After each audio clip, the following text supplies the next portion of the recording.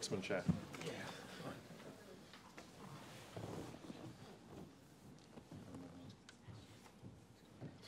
Questions maybe for Sam? Go ahead. Oh, no.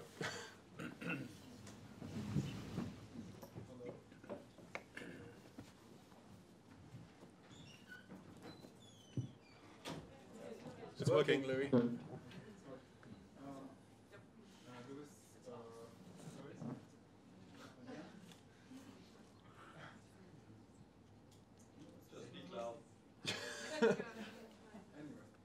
Lewis from MMK.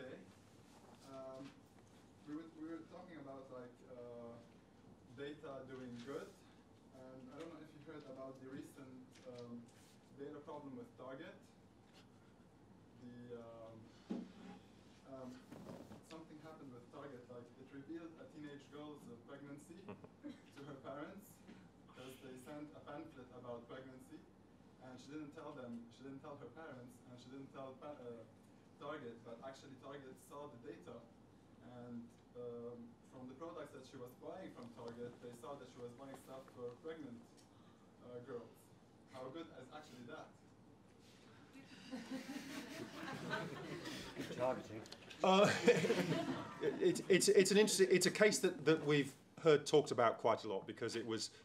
It's not unusual that it happened. I think what was unusual is that the analyst involved was willing to talk to a journalist about it in detail, and it was written up in the New York Times and in Forbes. And they're an interesting article to read, generally speaking. He was fired. Was he fired in the end? Ah, yes. I know that was being debated. So the clear issue there is one of privacy. There is no doubt that if you have access to data, you can find out much more about people than people probably are aware of. And back to the points made in the presentation on the Orange case, you can go further than that. Anonymity is effectively dead from an analytical perspective.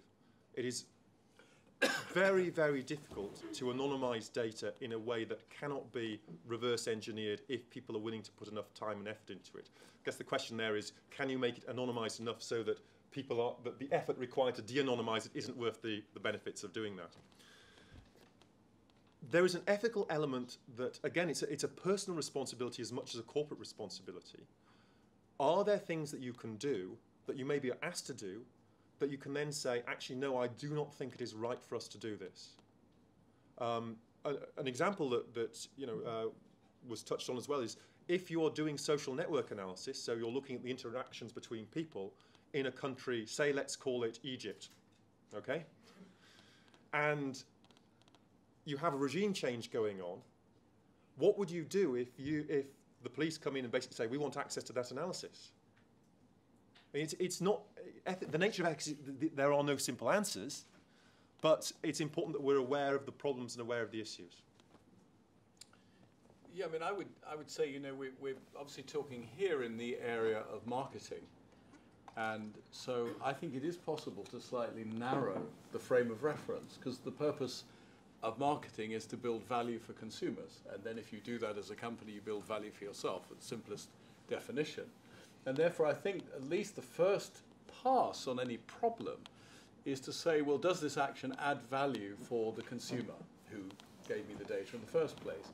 I think it's easier to answer that question than about the girl with the pregnancy, if you look at it in that viewpoint. You can have a debate about whether revealing the pregnancy to her parents actually added some value for her or not, but well, it might do. Saved an awkward conversation. Yeah, but exactly. But it's going to become obvious.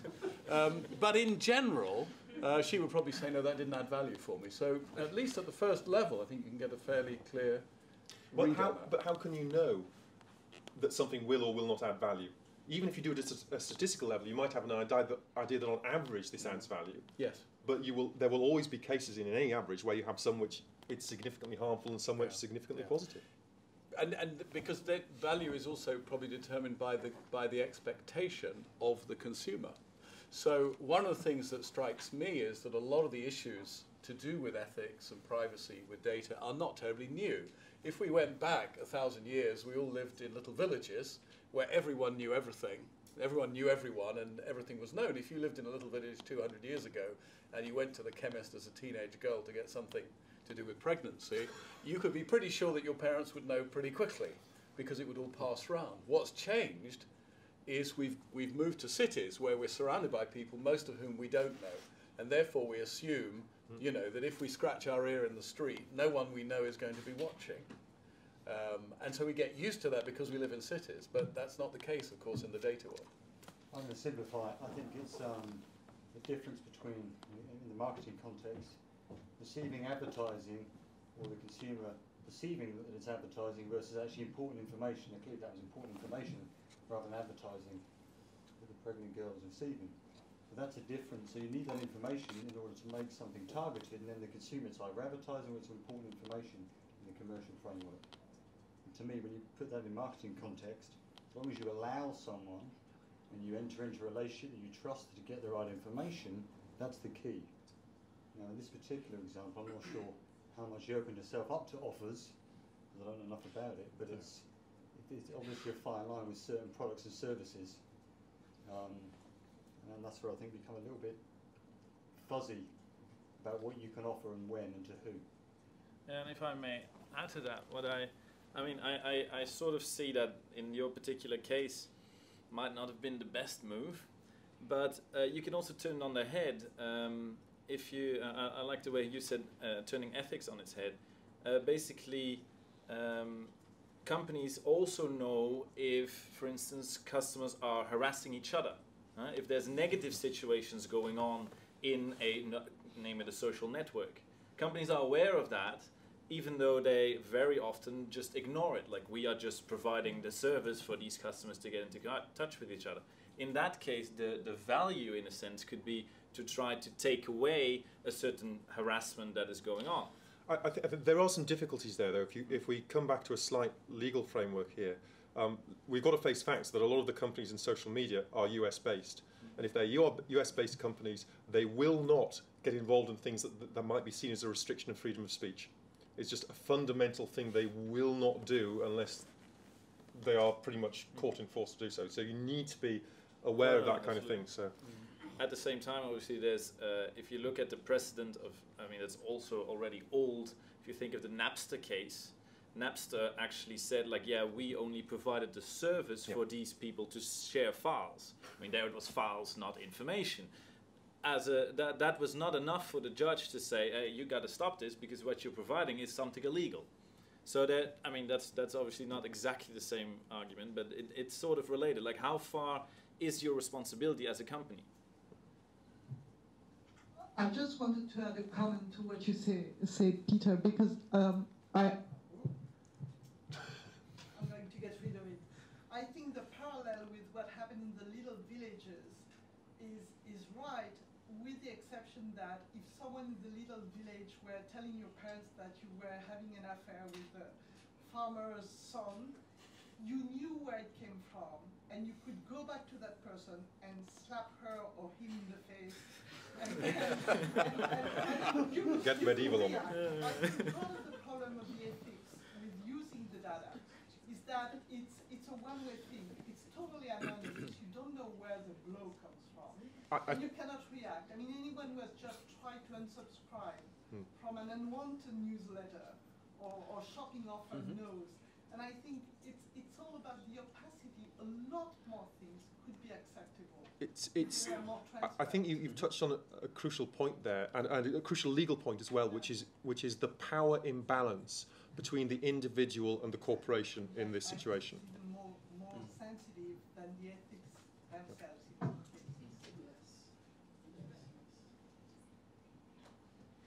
Hello. In Britain, we're going through this terrible crisis. Which one? Well, the economic crisis. Oh, right, yes, that one. I'm glad you haven't noticed. There are many. I'm just going to really increase my doubt in your ability to analyse data. Don't worry about that. In Britain, our crisis is analysed by economists, and they take a particular economics solution, monetarism, interest rates, and all the rest of it. When do you think your profession will add a much wider range of analysis and come up with a much wider range of solutions to national problems? When you get on the national stage,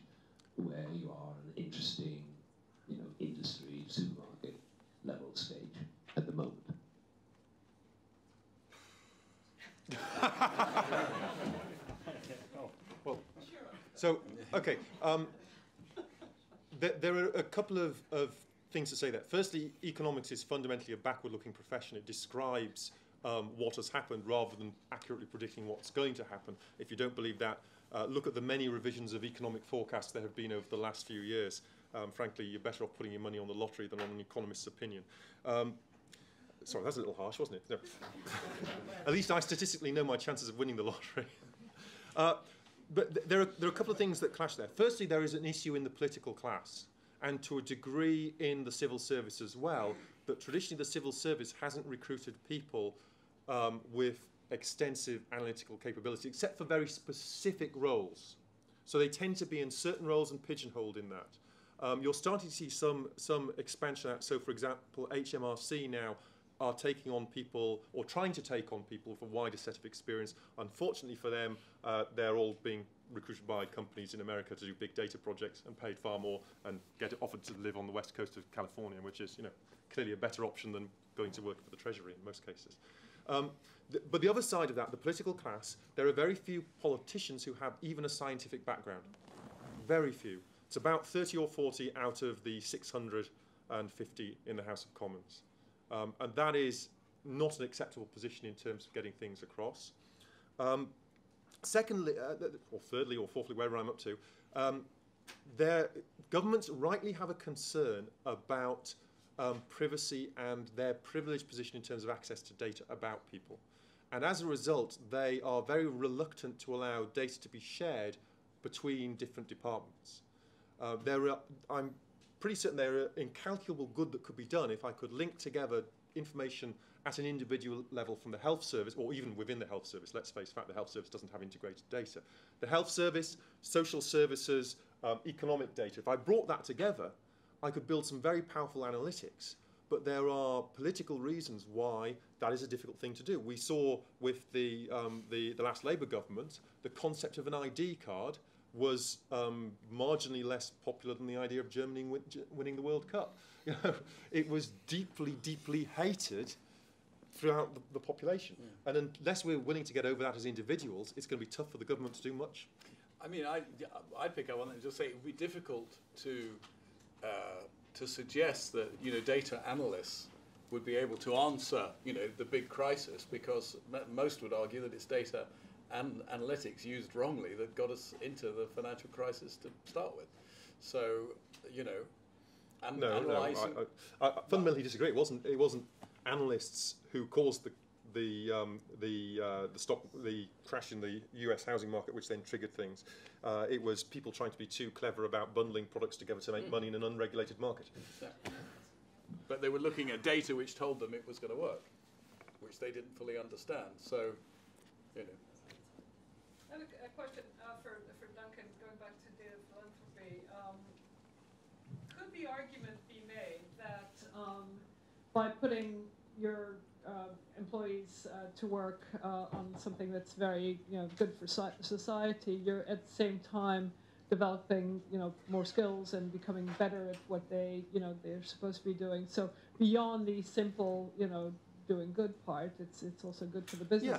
Yeah, I don't mean the PR bit, but I mean really developing skills, new ways of looking at data and so on. Often in real world large corporations, people with these skill sets don't necessarily work together. They work in different departments anyway. So they have limited opportunity to interact with people of the same background, with the same kind of skill sets. Right. Putting them into environments where they can meet people from totally different companies, totally different viewpoints, can be incredibly positive in terms of allowing them to develop their career. Absolutely. It's one of the points I made this morning in my opening remarks is this idea of marketing under constraints, and we very much believe that here. And we actually have a project for the students called Marketing for Change, where we do philanthropy, and some of our students are going to Uganda in a couple of weeks to do that. What happens when you don't have the budgets and when you don't have an ad agency around the corner that you can call up and say, do this for me, do that for me. So there is a real argument, and I'm glad you agreed there, for saying, okay, well, doing things, in a different way, bringing people together who don't normally work together can really open up opportunities that nobody had thought before, get you to think more creatively and do things in a better way. Absolutely. Okay, great. Thank you.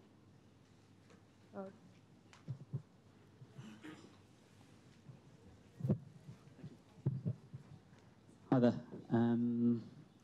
I think that people were being a bit mean to Duncan. I think that I feel like people misclassify data. I think data. I come from a neuroscience and psychology background, and data is everywhere. If you get down to the roots of what processing and perception and behavior is based on, it's data. You might not call it data, but that's what it is. Maybe the problem is a misclassification of what data is, and I think the biggest problem is actually trust. I think that people don't trust the government in the UK especially, and anywhere, right? Maybe in some Scandinavian countries it's not as bad, I don't know. People don't trust other people to have their data, and fundamentally I think that's the issue.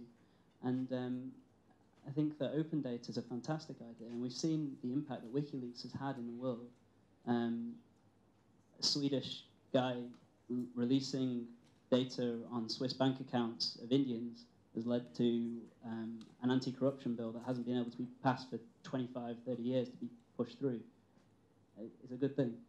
I think that the hardest thing is to work out how to make this message communicate in a way which is manageable and understood by the public and gets rid of the stigma, because the data's there. So if the public doesn't get involved and to play a part in how the data is used, it will be used behind their backs. And this is, I guess the question would be, how do you get over this challenge as an industry, and where does the kind of bridge lie? I mean, maybe you don't know the answer, but it's I mean, there are, as with all the things in this area, actually there are a whole range of conflicting pieces of information. For a start, if you look at how people value their personal information, and research has been done on this. So some research was done, basically people were asked, how much money would you be willing to take to give your data to a company? And the answer was something like 59 cents. It was an astonishingly small amount of money. So on one hand, people don't value their privacy, and they will happily give data to private companies. Always amazes me, you know. Everyone says, "Oh, the government is this evil thing and will do nasty things to us," despite the fact that all evidence is that governments are very bad at doing anything efficiently anyway. So the chances are, if they try to do something bad, it would take years to deliver and be late and over budget. Whereas private sector companies are horrendously efficient at doing bad things to people when they want to. You know, they can do things often accidentally, let's hope, but they can do bad things very, very quickly. And yet we're happy to give our data to those companies. Now, there are some opportunities for middle ways here as well, and this is very relevant to marketing. The idea, because it gets around some of the issues of privacy and confidentiality, which is going to a situation where we give users an incentive, or people an incentive, to volunteer their information, okay? To say that I actively want my information to be used. Now, there are some examples of this in government. Biobank, if you haven't come across Biobank, it was an initiative set up, I think it was about 5 years ago now, and the idea was to take a random sample of 500,000 people from the UK population and trace them over their lifetime so that you could see how environmental factors impacted health outcomes. Because it's very difficult to do that with traditional data, because the only people who come to GP surgeries, well, not the only people, but usually most people go to GP surgeries are ill, or at least think they're ill. And as Ed said right in the first presentation, if you don't have contrast information, you can't tell what the factors are that are associated with. So Biobank is an example of a government-led initiative where people have volunteered to participate to produce this data set that hopefully will be vitally useful in years to come. So it can be done. Participation is possibly a way forward. I mean, I think just going to the other side of the question, which is then having got the data, how you deal with it. I think somebody already referred to it in one of the previous speeches, which is it's really the difference, I think actually you did, which is it's the difference between, are you trying to use the data to prove a point that's already in your head, or are you approaching it with a genuine curiosity to discover what's in there and yet to be discovered? Because then I think you come to it in a much more innocent way. And to make the link back to creativity, I mean, we often, you know, we say at the school that, you know, having a creative mindset is very much about retaining your childhood curiosity, where everything is to be discovered and almost nothing is known. And that's almost the most productive way to look at data, because one, you'll discover more, but also you'll avoid yourself getting locked into the thing where you're looking for patterns in the data to support a prejudice you already have, which is, of course, one of the most dangerous things, both in terms of it not being very usable and you may be doing bad things with that data. If I was going to go back to the previous panel, I'd say, you know, one of the characteristics when I've been trying to recruit people for my team has been I'm looking for people who are insanely curious. The other stuff, you know, creativity, etc. Yeah, but if they're insanely curious, you show them some data and instantly they're asking questions about it. Where did it come from? What's the quality? How did you get it? So I think that's a really great point to make there. And I think also related to that might just be that it's a matter of time. In a weird way, ironically almost, the younger generations are much more willing to share data than the more conservative older generations say Web 1.0, Web 2.0. So it might also just be a matter of time that over the course of, say, our lifetime, we might get the quality data we need to pass these kind of laws in India. They're ruthless. You know, you're going to give something. What am I going to get back for it? So I give you information. What services you can give me for free? That's what I'm finding. Yeah. My kids are willing to share far too much for my liking, but they're doing it. They don't care. One comment from the audience, and then I'm afraid we're going to have to move on. This is just sharing a bit of knowledge, and I'm no apologist for any government, if no ours, but something I'm aware of, which perhaps we could all share, is there's an initiative from the government, recent times, called My Data, MI Data. There's a website about it, I just checked earlier. And it's a government initiative, and they're putting together a network, largely utility companies and the banks, which I find interestingly are ultimately service companies, to turn around the balance of power so that people are made aware of what data is held by these companies, but the consumer exercises a right of expressing which data they're willing to go public on or not, with the overt what's in it for me, a trust transparency equation and power shift or power exchange, to be very open, transparent, build trust. And I think it's a very interesting initiative from the government, recognising innate citizen resistance to this, but turning it round to recognise where power could or should lie, and to facilitate this shift. I find it a very interesting initiative, and I think I don't know enough about it in truth, but I share that knowledge because I think it answers a lot of the speculative questions which came up this morning. And Peter, not this Peter, the creative Peter this morning, was even speculating, I have this vision. You're very creative, Peter. And he's a friend. So do look into My Data. I think it's a very interesting initiative from a government to give citizens power over their data. It's nice transparency, trust, etc.